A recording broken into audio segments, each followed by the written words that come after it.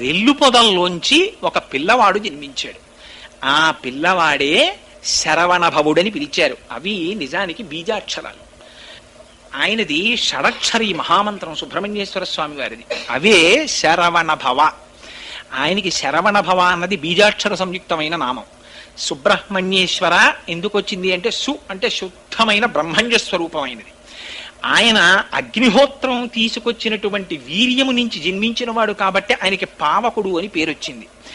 ఇలా జన్మించినటువంటి పిల్లవాడికి పాలిచ్చేవాళ్ళు కావాలి కదా శిశువుకి. కృత్తికలు నక్షత్రములు ఆకాశ మార్గంలో ఉంటాయి, వాటి వలన ఆధ్యాత్మిక శక్తి వస్తుంది.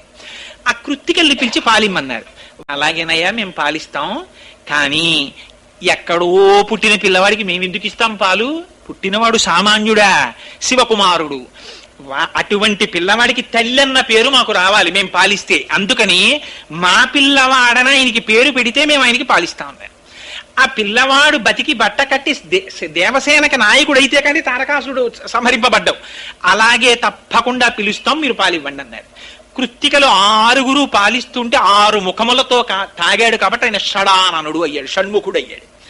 6 ముఖములతో పాలు కృత్తికల దగ్గర తాగాడు కాబట్టి కార్తికేయుడు అయ్యాడు. గంగాదేవి యొక్క గర్భము స్రవిస్తే పుట్టినవాడు కాబట్టి స్కందుడయ్యాడు. ఇన్ని పేర్లతో ఒక్కసారి జన్మించాడు ఆయన. జన్మిస్తే సూర్యునకు ఎదురు నిలిచినటువంటి సూర్యుడా అన్నంత తేజస్సుతో వెలిగిపోతున్నాడు ఆయన. ఆ వెలిగిపోతున్నటువంటి సమయంలో ఈ దేవతలందరూ పరమ ప్రీతిని చెందారు. అమ్మయ్య, ఇటువంటి పిల్లవాడు జన్మించాడురా, ఇంకా మన కష్టాలన్నీ గట్టెక్కిపోయాయి అనుకున్నారు.